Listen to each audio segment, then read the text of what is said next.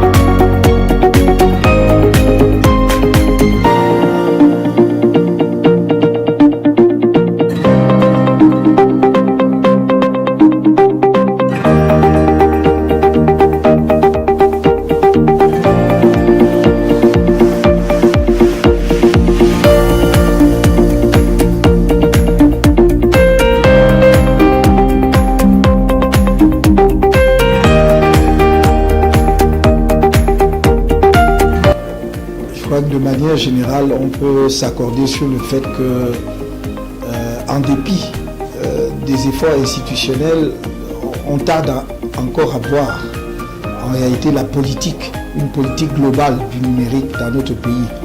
Qu'est-ce que j'entends par effort institutionnel? Parce qu'il y a une agence qui est rattachée, je crois, à la présidence de la République qui suit les questions du numérique. Il y a le ministère des PTT, les Postes et Télécommunications, qui s'y intéresse aujourd'hui également. Aujourd'hui, on nous parle d'un câble sous-marin sur 4000 km qui va relier le Cameroun au Brésil, qui augmentera probablement la capacité de la bande passante. Mais tout cela ne fait pas une politique du numérique. Parce qu'on peut observer qu'il y a une disparité dans les actions gouvernementales en la matière. Manque de coordination, chaque administration a tendance à initier son propre projet.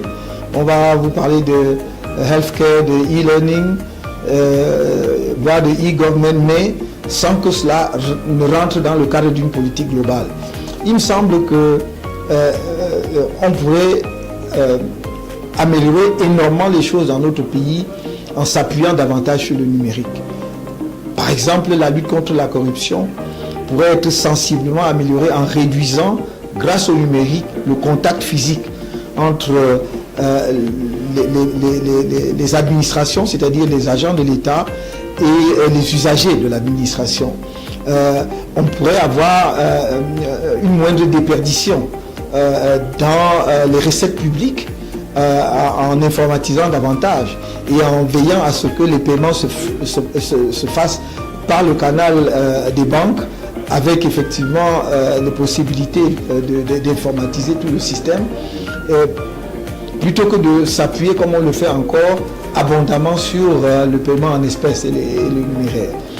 Mais je pense encore à une politique plus globale dans le développement d'une véritable industrie du numérique au Cameroun. Et c'est vraiment le secteur qui m'intéresse éminemment parce que non seulement c'est un secteur d'avenir, porteur de croissance, mais c'est un secteur où la jeunesse camerounaise a l'occasion de faire exploser son talent. Et on le voit déjà avec ce qu'ils ont de leur propre initiative réussi à faire autour de Buea, ce qu'on appelle aujourd'hui Silicon Mountains à Buea, qui est d'initiative des jeunes privés. Ce n'est pas une initiative gouvernementale.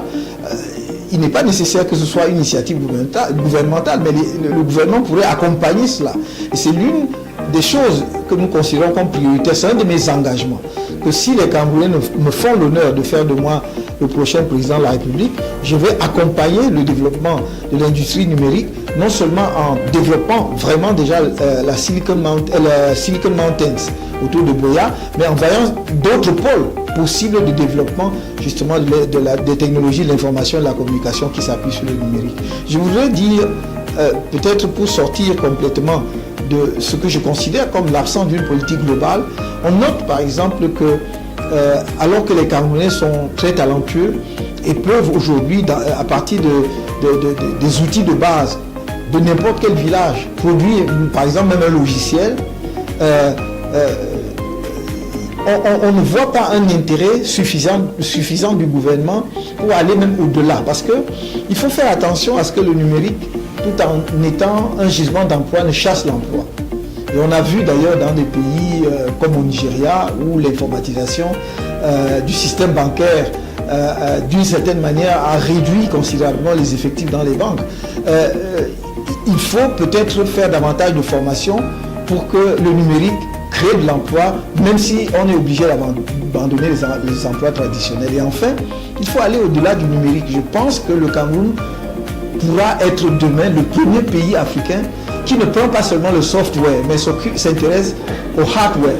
Et notamment parce qu'on parle toujours de silicon. Dans le silicon, c'est silicium, c'est la matière. Donc il faut que nous commencions effectivement à nous intéresser de très près à toute cette technologie des semi-conducteurs qui effectivement est à la base du développement du hardware dans le domaine du numérique. Et je pense que c'est ça, nous avons la ressource humaine capable, ne serait-ce que d'initier quelque chose comme ça au Cameroun. Je voudrais que nous soyons les pionniers là demain dedans.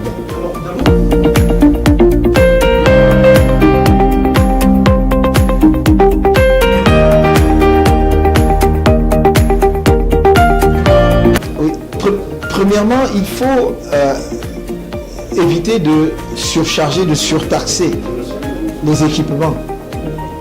Éviter de surcharger les équipements, parce que les jeunes qui travaillent dans ce secteur ont besoin de machines puissantes, qui coûtent parfois cher. Et si on doit les surcharger de taxes, ce sera d'autant plus difficile pour eux. Donc je voudrais effectivement que l'on crée l'environnement et les facilités qui leur permettent d'acquérir ces équipements, ou même à l'État en fait de les aider à le faire. Avant d'arriver aux entreprises, moi je vois encore un jeune qui sort de l'école, il est talentueux, mais il n'a pas les moyens, par exemple, de louer un bureau. Il ne peut pas payer un loyer mensuel, payer l'électricité, l'eau.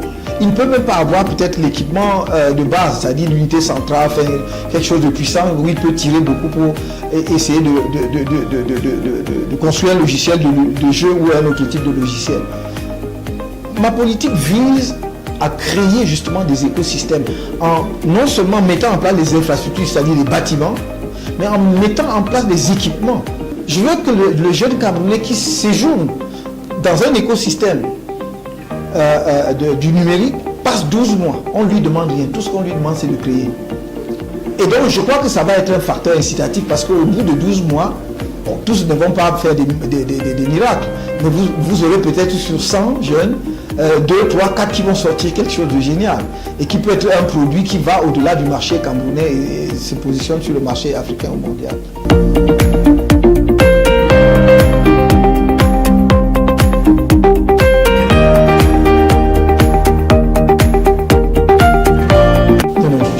Il est temps, moi je suis de ceux qui plaident pour qu'on fasse confiance aux Africains. Et ça, c'est pas par je ne sais quel nationalisme. C'est que trop longtemps, on a mis des talents africains sous les témoins par complexe. En réalité, c'est le point de départ, il faut se décomplexer. Croyez-moi, cette souffrance, c'est pas simplement chez les ingénieurs du secteur du numérique, c'est dans le domaine du droit dans lequel je suis. Les États africains ne sont pas naturellement portés à faire confiance à des avocats africains parfois pour défendre leur cause devant les instances internationales. Ça vient heureusement progressivement.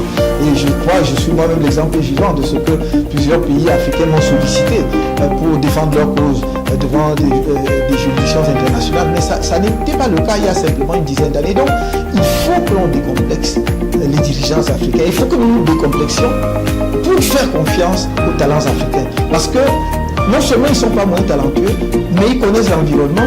Il y a en plus chez eux une dose de patriotisme.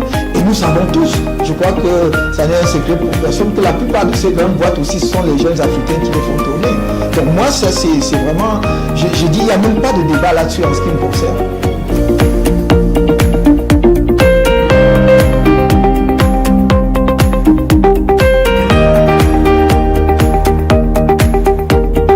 C'est ce que je viens de dire. peut-être il faudrait que je résume. Premièrement, c'est un secteur stratégique pour moi dans le développement futur du Cameroun. Je parle pour l'instant du Cameroun. Pourquoi? Premièrement, parce que ce sont des secteurs de création pure de richesse. C'est-à-dire que, quand j'entends par création pure, c'est-à-dire presque à partir de rien. C'est-à-dire, c'est pas basé sur les minerais. C'est les ressources de l'intelligence. Et donc, quand vous arrivez à mettre au point un logiciel à partir de votre talent, de votre intelligence, forcément, s'il y a un marché pour cela, ça rapporte infiniment plus que d'aller extraire des minerais il va y avoir le coût d'extraction, du transport, de transformation et tout. Donc, premièrement. Deuxièmement, pour moi, c'est un secteur prioritaire. Pourquoi? Parce que j'ai vu ce que les jeunes Camerounais, encore une fois pour parler des jeunes Camerounais, sont capables de faire dans ce secteur.